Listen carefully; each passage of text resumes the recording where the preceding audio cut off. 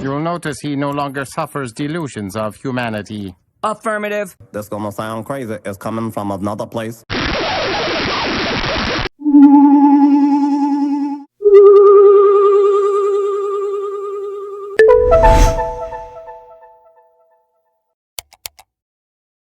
Has editing your content become a burden, or you just don't have the skill set? I wish I could focus on content production, but post-editing takes so much time and effort. Ain't nobody got time for that. We'll look no further. Here at Asylum 99 Studios, I can help you create professional quality videos that will be sure to captivate viewers. With my creativity and skill, along with your content, assets, and ideas, I can bring your vision into the simulation. I offer the following services: video clipping and organization, content creation, VFX, SFX, and motion graphics, intro and outro assets.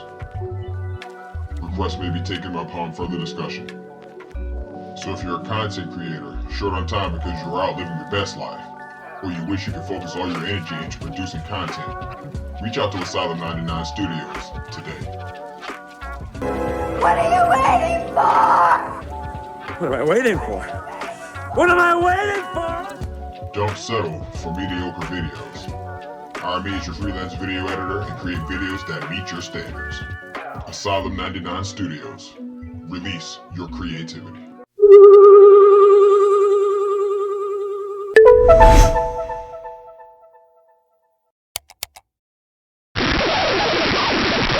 Welcome back, tribe. Today we're going to get some reading in. We're going to talk about the invisible Third World War. A war that's been going on since before I was born. I was born in the early 90s. You're going to hear some surprising stuff in here if this isn't usually your subject of study. If you're a veteran to going down into rabbit holes, this ain't going to be nothing new to you. Just share it with some mindless buffoon that you know that needs to hear this. And with that, we're just gonna get to it because this is a pretty interesting read and I don't want to keep y'all here all day. The Invisible Third World War by Walter H. Bowart and Richard Sutton. Editor's note: Walter Bowart's Operation Mind Control caused a furor in the United States intelligence community when it was first published in 1975. Bowart's research on the subject of government agency involvement in dangerous and often life-threatening human experimentation on unwitting citizens paved the way for a new era and exposure of such unconstitutional practices. As a result, many such experiments were halted, and the responsible government agencies were forced to release information which had previously been hidden from the general public. Bowart continued his research into the horrifying, mind-crippling effects of government exploitation of its own citizens and mind control experimentation. What he uncovered is more incredible than any science fiction novel. In the as yet unpublished manuscript, The Invisible Third World War, Bowart and co-author Richard Sutton revealed that the world is already locked in deadly, invisible warfare, fighting for the ultimate prize, the mind of man. So the question I have is, why is the mind of man, humanity, mankind, the ultimate prize? And if I speak one thought aloud, that thought lives.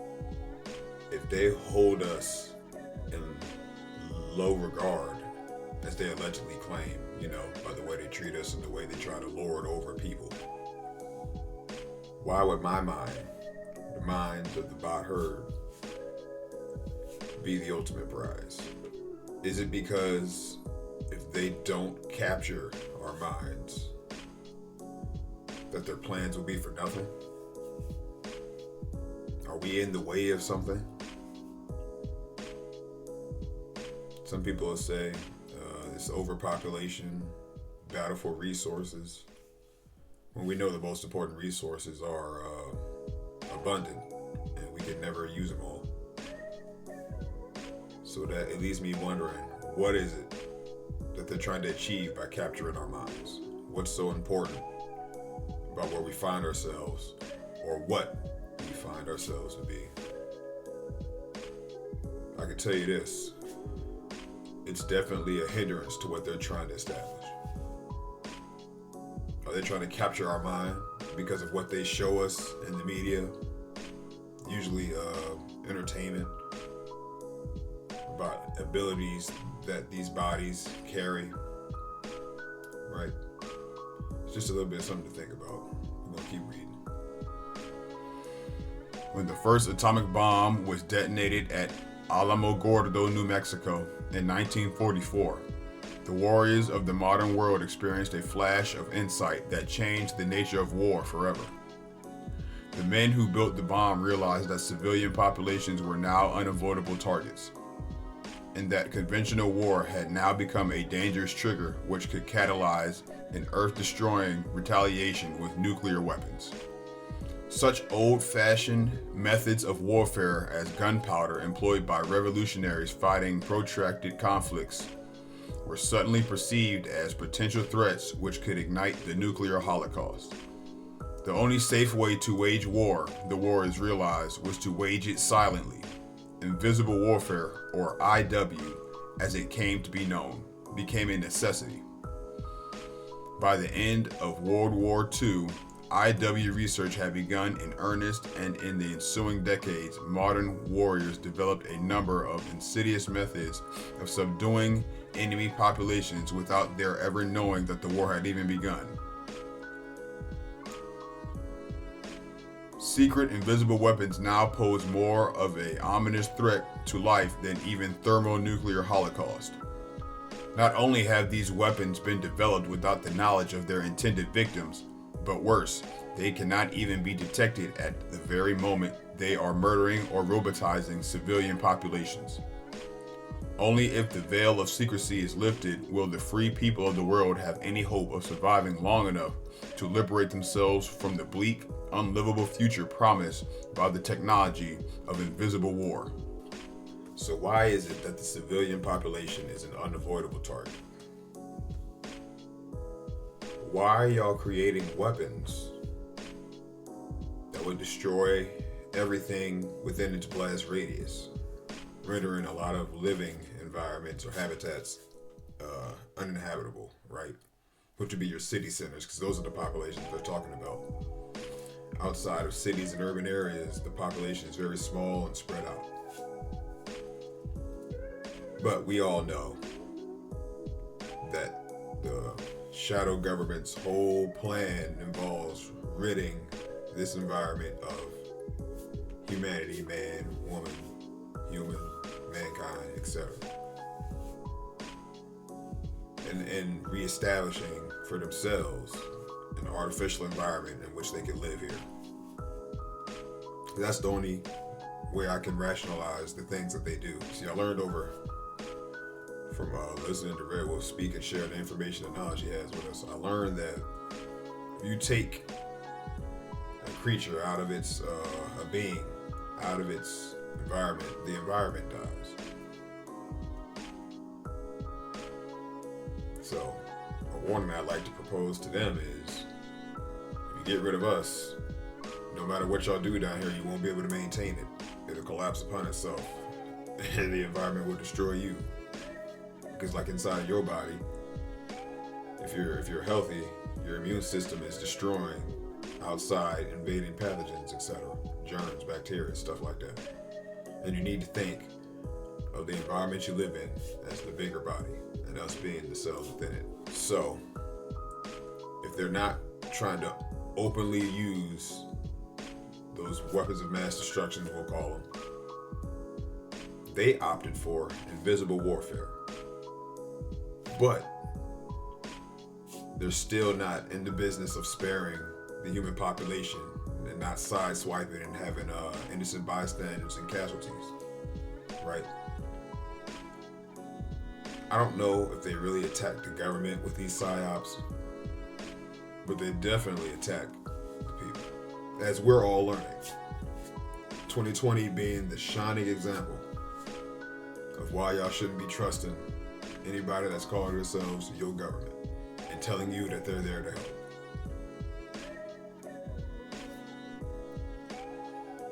we're about to get into in this article, you're going to hear about some of the mild things that they've done, because I found this article. This article is from the 70s, I believe. I'm only in the first few pages of the reading room, right? I'm not even deep down in the archive yet. But what's covered in this article is some pretty heinous stuff on the surface. But as for why I think that they're using invisible weapons on us, and the answer is simple.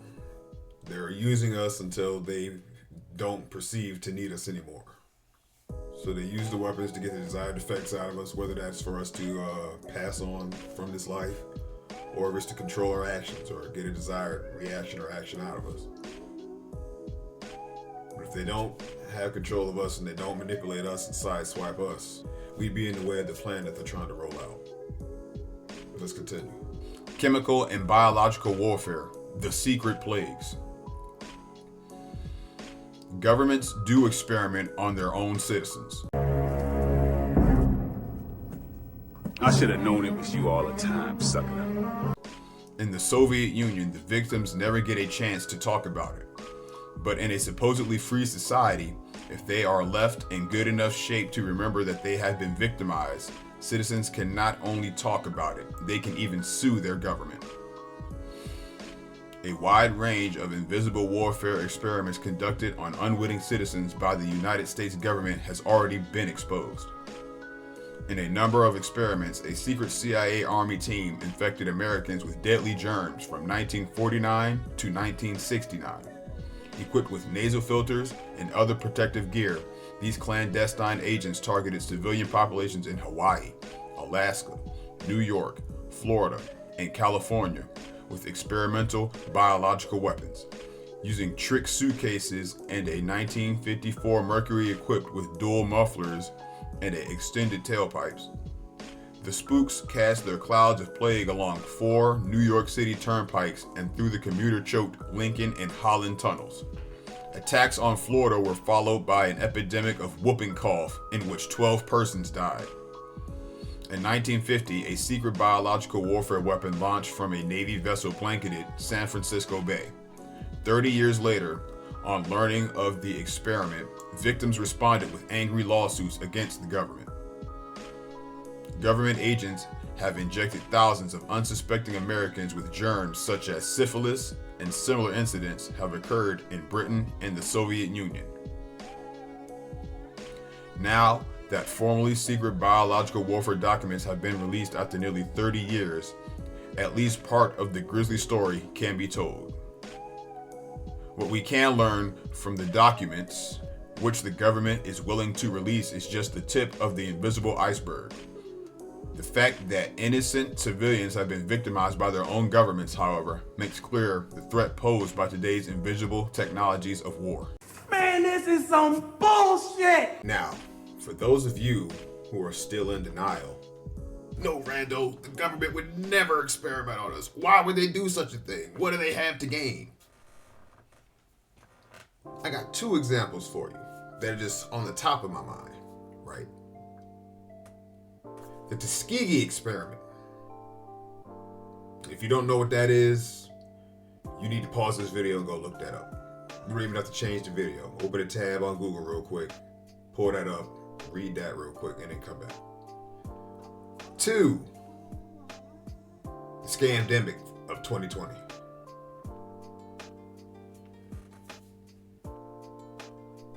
Now, if you're an honest person, you know that the 4 years of the scamdemic lockdown was an experiment. You had plenty of time if you weren't an essential worker, right? Y'all forgot about that little classism they came up in there with? I'm here to make you face the truth. The government is experimenting on you. They want to get rid of all of us, leaving no trace of our existence. And you, those of you who are in denial, are only hurting yourselves, and you're hindering the rest of us. Because to win this so-called invisible war, we need a lot of numbers. But not just numbers. We need numbers that are free up here, because that's their ultimate weapon. They use these invisible weapons and they get us to take each other out. Because what you have to understand, we're not talking about Tuskegee right now. I'm going to talk about the Scandemic, right? What you have to understand is it was let me say it like this. It was an attack with the goal of two outcomes, right? Number one, they wiped out as many people as they possibly could without drawing a whole lot of attention to themselves from the bot herd. People that are awake and paying attention, we saw y'all. But there's not as many of us as there is walking bots, right? And two, to sow division within society. Because those of us who survived, right, the witnesses and the victims, like we talked about in a previous video I put out, they have two factions from the Scandemic. Those who I like to call the Vax Covidians and the free thinkers, the rebels, right? Now, I don't know if y'all noticed this, but even after all of that, there are still people that bow down to the medical establishment. So that already lets me know that it's still going to be an uphill battle within the urban areas mostly for free thinkers to move freely through society after the government tries to lock it down again. So in my mind, if you are a free thinker, you no longer have a space in the city. It's not a matter of where you want to live or not. If you are freely thinking for yourself and trying to see things from all angles, you will not be allowed to thrive or dwell in an urban area. Because to be in an urban area, you're going to have to be assimilated. We favor unreasonably huge subsidies to the brain slug planet. Okay, but what are the brain slugs who control you gonna do for the working man? Attach brain slugs to them. Microbiological Holocaust. Warriors have been busy developing biological warfare weapons since the prehistoric days when shamans first poisoned their enemies. The memory of the political use of disease during the Crusades and the Inquisition may have been too fresh in Hitler's mind to allow him to unleash the vast arsenal amassed by Nazi scientists. The Japanese, however, had no such compunctions. After World War II, germ warfare trials were held which convicted a number of their war criminals. Those trials, even more sensational than the Nuremberg trials, got little attention from the press of the day. Biological warfare was next used during the Korean War, and then it was used in Vietnam. Perhaps the most hideous story is that of the leakage of anthrax germs from weapons in the remote secret city of Semipalatinsk in the Soviet Union. There, just a few years ago, hundreds died in horrible agony from anthrax germs created for the purpose of biological warfare. Current genetic developments in what is called recombinant DNA threaten to unleash mutant biological warfare strains from which the world may never recover. Despite an international treaty forbidding the use of biological warfare, some nations today are cheating, using it anyway. According to recently released Pentagon documents, the Soviets may well have used both chemical and biological warfare weapons in Afghanistan. There's a saying, and I'm sure we've all heard it, or at least most of us have heard it. Those who do not know their past are doomed to repeat it. Now, let's think about the examples that they named in the previous section of the article I'm reading. There are people that are alive today, in my life, that remember a lot of these attacks and stuff, like especially during Vietnam. How many people were against that here in the Americas during that time? Especially people from my background. Yet, those people that were there for that, for the most part, not everybody, right, are alive today, still with full trust and faith in the government. And by the government, I mean CIA, the CIA.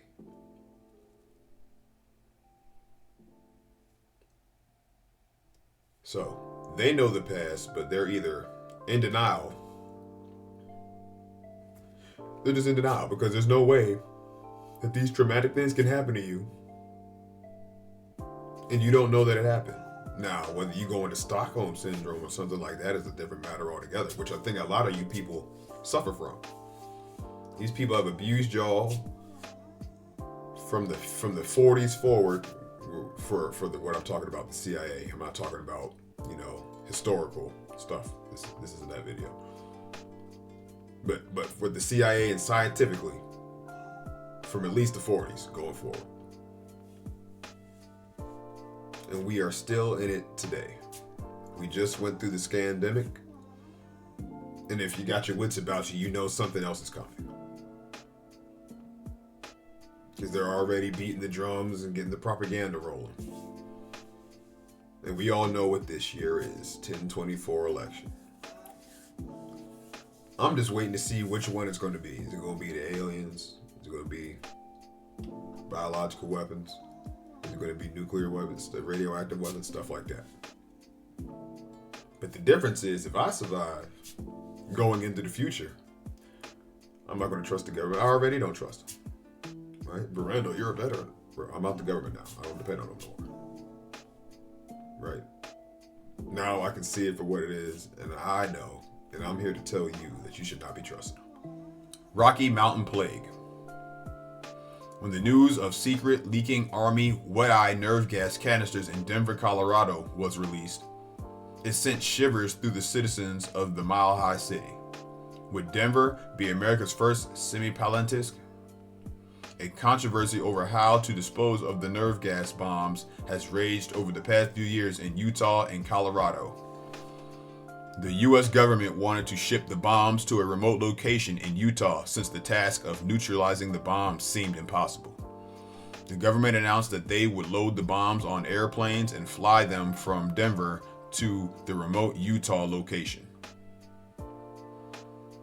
No one wanted leaking bombs flown over the countryside. However, a loud protest arose. Today, those nerve gas bombs sit in a storage depot near busy Stapleton International Airport in Denver, oozing their toxic contents, while legislators of Colorado and Utah battle Pentagon bureaucrats over the life and death question of what to do with the unwanted nerve gas. Now, I want you to take a second and digest what you just heard.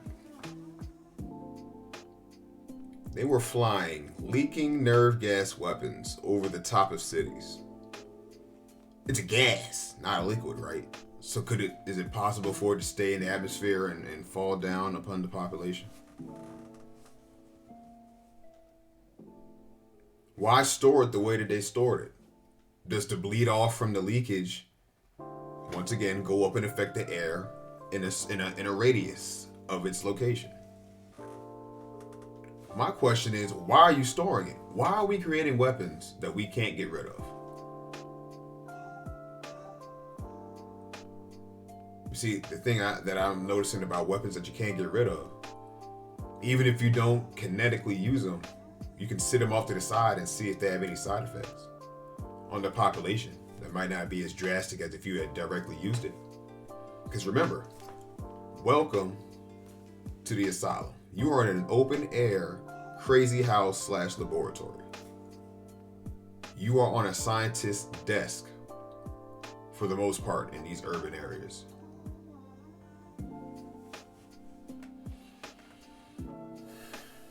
So if it's not an experiment, are they planning to come back and use it at a later time? Right? That's something that you got to keep in the back of your head. Maybe they're just sitting off to the side and like, okay, they're getting out of control. They're starting to wake up. Drop the gas on them. Who knows what they're spraying above us? The sun's starting to come up, so I'll go out there and see if they sprayed us up today. It never ends, and it's always been in your face. They've been spraying the skies all my life, but I've always known that there weren't clouds because I'd be watching the plane spray them. But then people would tell me, no, it's just this, it's just that. But when I go and do my own research, based off of what I've seen, I learned that it's a weapon being used against me by people that want me gone. Wizards of Death. Like biological warfare, chemical warfare was first developed in ancient times, and it has been used in World Wars I and II, in the Korean War, and in Vietnam. Disguised as a herbicide during Vietnam, the chemical warfare weapon Agent Orange, for example, poisoned thousands of American GIs. Today, those GIs suffer from the after effects of the weapon, unable to receive adequate compensation from Uncle Sam, who continues to minimize the dangers of Agent Orange. And the state has no use for your kind. In 1980, the Soviet Union attacked Afghan rebels with deadly Soman gas, mocking nearly every treaty on the books. According to Lieutenant General Nikolai Chernov, the Soviets equipped every division of the army with TMS-65 decontaminant trucks. Soviet-led Warsaw Pact troops regularly conduct nerve gas war games using live weapons and deploying 100,000 chemical and biological warfare specialist troops. The United States maintains 3 million convulsion-causing sarin artillery shells, several thousand sarin bombs, and hundreds of thousands of gas landmines. Nerve gas weapons comprise 2/3 of the 150,000 tons of poisonous gas in the American arsenal. So if the United States Corporation is supposed to be the police of the world, right? We're America. We're the moral high ground. Why are they in possession of weapons that will get you hemmed up on war crimes? If you're not using it on the so-called alleged enemies of America, right? Who are you going to use all that stuff on? Who are you going to use a gas mine on?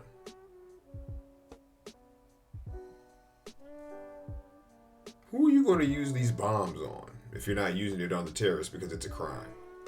Because, see, it's not a war crime to experiment on your civilian population. It's a war crime to experiment on the people that you're out there blowing their limbs off. Right? Well, why do we have these things? I'll tell you why they have these things. Because the United States Corporation is not for you or me. It was hijacked and weaponized against us. To this day. To this day! To this day! As they did with biological warfare, the CIA tested chemical warfare weapons on U.S. citizens, attacking hundreds of unsuspecting GIs with BZ, a hallucinogen 100 times more powerful than LSD. It was difficult for the BZ victims to complain of after effects of the tests. However, since BZ left the victims with amnesia. CIA intelligence expert John Stockwell resigned in horror after revelations of the chemical warfare atrocities by the agency. Despite the protests of Stockwell and other men of conscience, a powerful lobby today demands repudiation of all treaties outlawing germ and nerve gas weapons. Chemical warfare development overlaps that of biological warfare and the growth of the new science of genetic engineering, which poses an even greater danger through its invisibility than does well-known and already predicted nuclear holocaust. Well, there goes your answer. The insidious thing about being an armed forces service member is they'll talk you up while you're in there, and they'll make you feel good about what you're doing. But once you step away, you're a loose end. That's what's dangerous about the VA. Yeah, I'm gonna call y'all out. I know what y'all doing. You see, you can't leave the dogs you trained out and give them a chance to turn around and come after you. So they gotta delete and get rid of and incapacitate those of us that got away with functioning bodies somewhat. It's sick. And I'm not just talking to the service members here. Worldwide, if you're a part of the system, if you're a cog in the machine, you are a mere pawn. And as Macks V likes to say, you a slave to the system. And that's all you'll ever be until you free yourself. Mind control. The CIA Nazi connection. clandestine wizards of the Cold War have searched for new technology to forcibly control the human mind for more than 40 years. At the close of World War II, when the leaders of Nazi and the U.S. intelligence agencies joined forces to construct an allied intelligence network, the Nazi spy chief Reinhard Gehlen, the OSS's William Donovan, and the FBI's J. Edgar Hoover all conspired to develop mind control weapons. Hoover and Donovan, like their Nazi counterparts, commissioned leading psychiatrists in their nation to come up with an automaton-making technology. Nazi research into mind control, which began during the 1920s at the Kaiser Wilhelm Institute, inspired the concentration camp atrocities of the infamous Joseph Mengele and others. American research in the years following World War II victimized convalescing World War II veterans. The Nazi inspiration for the CIA's mind control operations has recently been documented with the declassification of a project code named Paperclip. Paperclip evolved into a series of CIA projects using unsuspecting civilian guinea pigs. These included such code names as Bluebird, Artichoke, Midnight Climax, and the now infamous MK Ultra. Documents related to these projects have been revealed that America's most respected, influential psychiatrists conspired to unleash mind control weapons on unsuspecting Americans and succeeded. Now, Operation Paperclip, for those of you who live under a rock, of course, if you know what I'm talking about, don't mind me, is where the United States Corporation snuck people that should have been in the Nuremberg trials out the back door of Germany and in the back door of the United States Corporation, where you get such companies as Bayer and other pharmaceutical companies like Merck and all that kind of stuff that put out these experimental drugs to us. The Operation Paperclip is why you know people, or you yourself have taken medicine, and then you're a part of the lawsuit where they played the commercial on the Black Mirror, then they played the class action lawsuit commercial with the side effects and all that stuff on the Black Mirror. That stemmed from Operation Paperclip because they brought the people who were allegedly committing a Holocaust in Germany. Allegedly, and I'm going to say allegedly. Okay? Because there's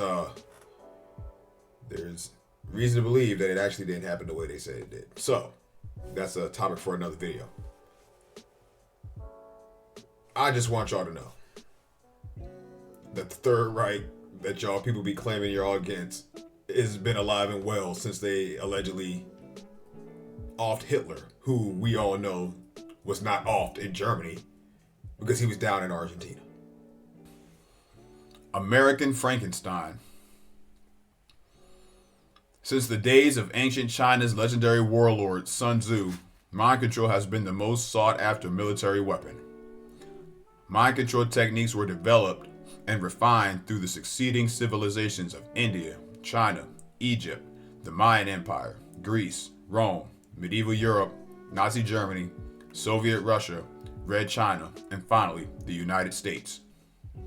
Some of the more widely used methods of mind control have included sexual manipulation, drug hypnosis, behavior modification, and assorted other methods which control an individual's freedom of thought. Despite earlier denials, the CIA did successfully brainwash Americans. Psychiatry. Institutional psychiatry has become an instrument of civilian control of the modern state. So, the question I want to ask, dealing with that section, is this. If they was brainwashing our great-great-grandmammies and grandpappies, what makes you think that you ain't brainwashed? Or have been brainwashed, or that you don't have brainwashing to fight against and undo? It's been a psyop from the very moment I touched down in the dome. I've been dealing with psyops my entire existence, as have you. Now, if you're overcoming them or falling to them is another matter entirely. And that's something that you and me each have to deal with individually. But know this. They are messing with you. Subliminally.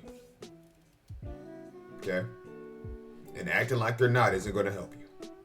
You need to face the facts, face your reality, and adjust your actions and move forward accordingly. Mind control police tactics have completely replaced the criminal justice system in the Soviet Union. Behind the Iron Curtain, where intolerable conditions would otherwise spark revolt, psychiatric techniques have turned the Soviet population into a herd of terrified and apathetic automatons. With high technology Soviet mind control employed against political dissidents to silence them permanently.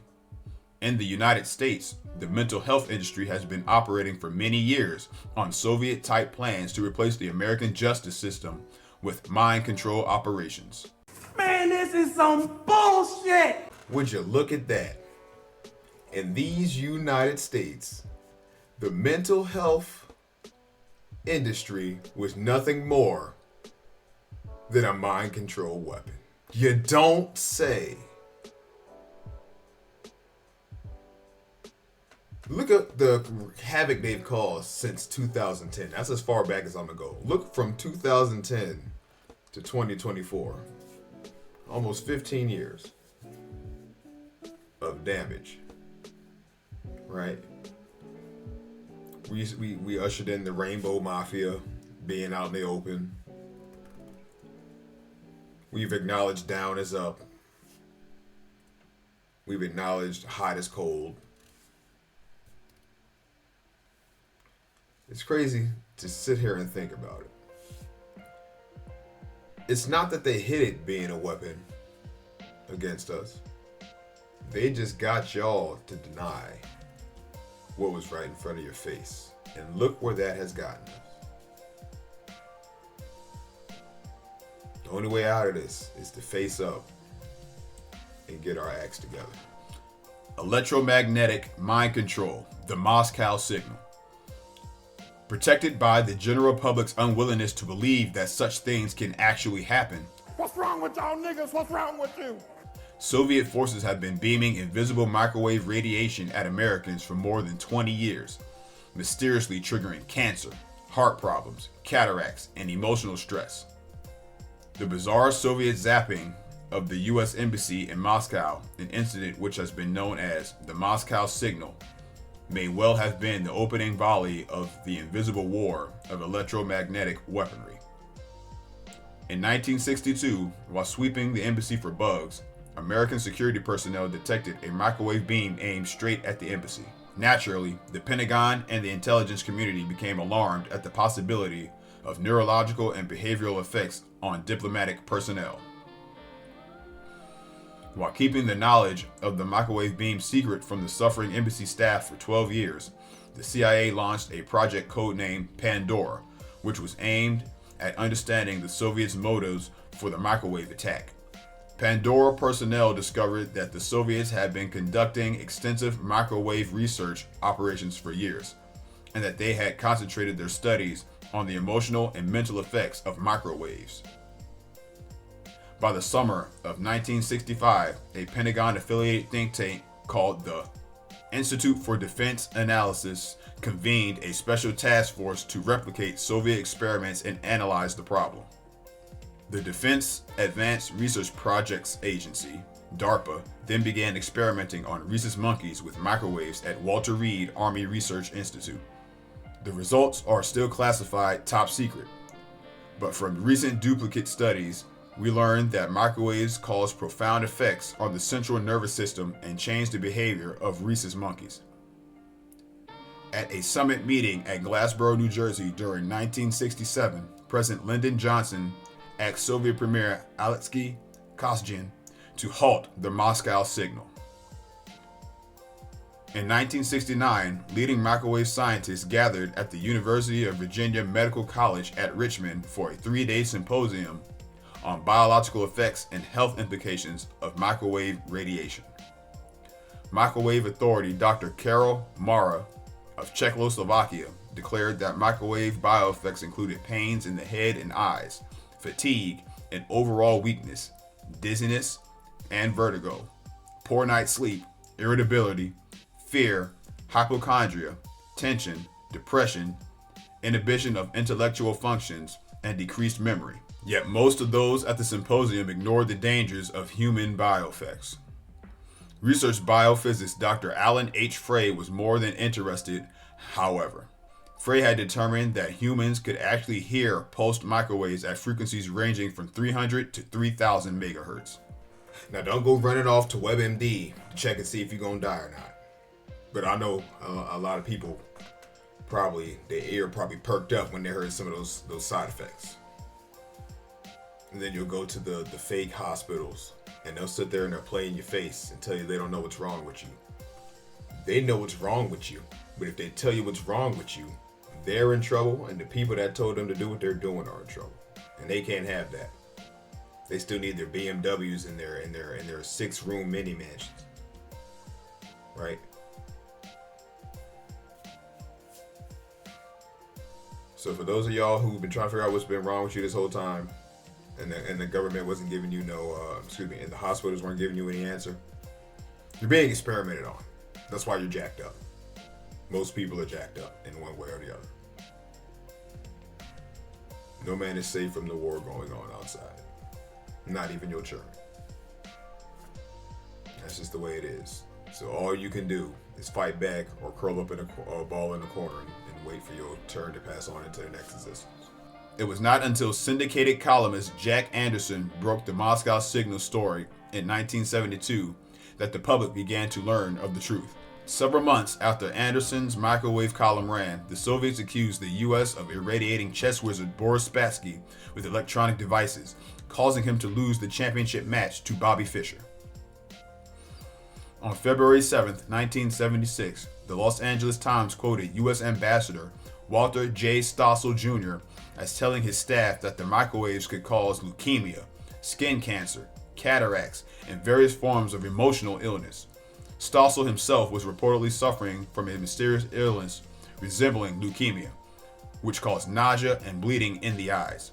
2 of his predecessors at the embassy died of cancer. According to National Security Advisor Zbigniew Brzezinski, U.S. embassy personnel in Moscow suffered the highest cancer rate in the world. Today, despite a brief respite, the bombardment of the embassy continues, while much of the evidence gathered by U.S. intelligence agencies remains classified. However, raising the lid on Project Pandora has uncovered a box full of secrets about microwave effects. The Eugene wavelength. A powerful radio signal that may be affecting human health has been monitored in several Eugene locations and in the air 3,000 feet above the city, proclaimed the Eugene Register Guard on March 26, 1978. The source of the radio signal is unknown. Thus did Eugene, Oregon become the first major population center to suffer the effects of electromagnetic biohazards.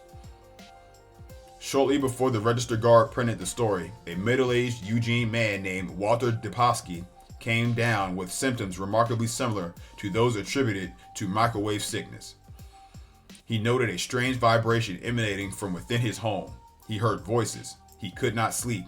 He suffered burning of his cornea. University of Oregon industrial hygienist Marshall Van Ert, called upon to investigate Deposky's complaints, found that he suffered the same symptoms while in the man's home. Disturbed, Van Ert recruited several local engineers to investigate. The engineers measured an unusual radio signal which they determined to be capable of producing potential biohazards. After unsuccessfully dogging public health agencies to investigate the matter further, Van Ert broke the story in the papers. The Eugene signal was described as a radio frequency pulse at 4.75 megahertz. It was recorded within at least 2 local homes and at 3,000 feet above the city. The signal strength was rated at 500,000 watts, 10 times the Federal Communications Commission (FCC) radio license limit. The signal extended as far away as the next town, Corvallis.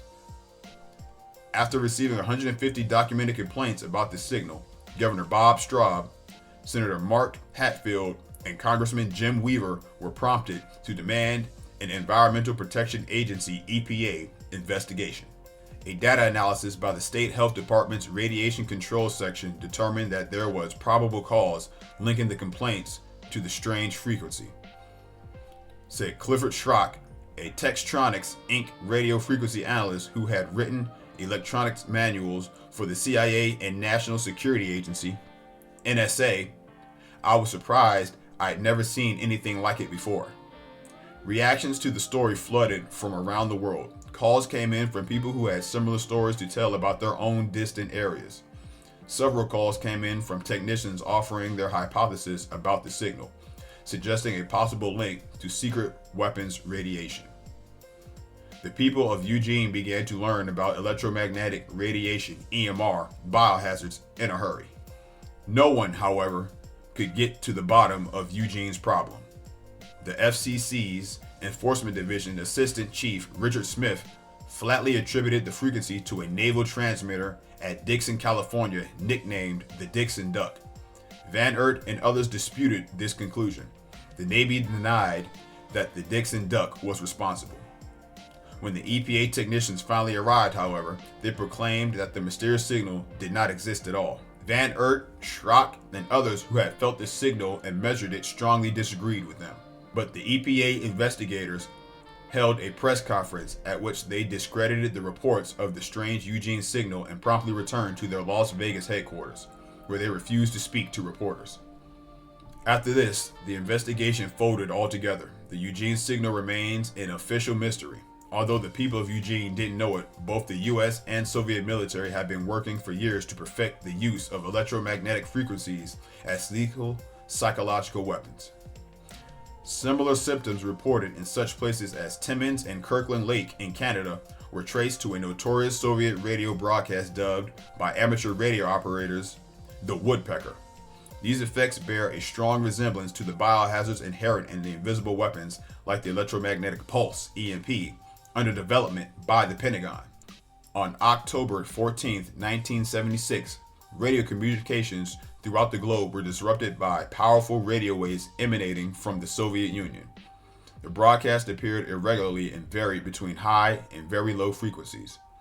When the US, Canada, and Great Britain and the Scandinavian countries protested the broadcast, the Soviets apologized, blaming the disturbance on experiments.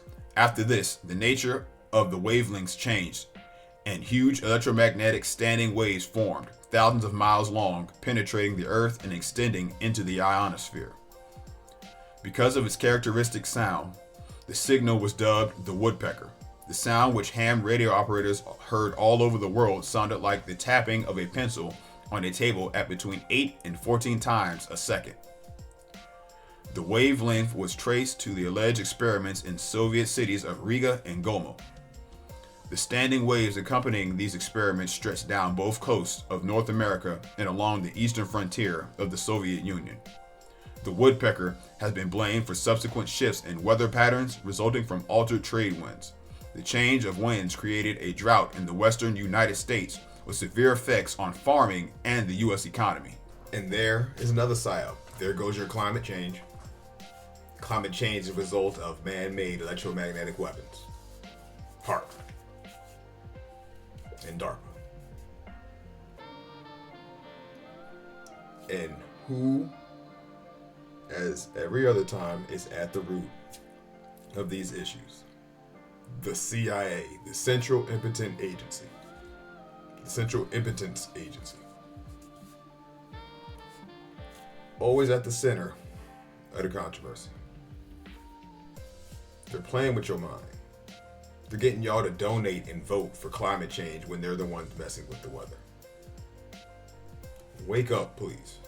Several agencies feared that such standing waves might well have caused the disintegration of ships, including oil tankers in the Atlantic. But the potential effect of these standing waves on human beings is cause for a much greater concern.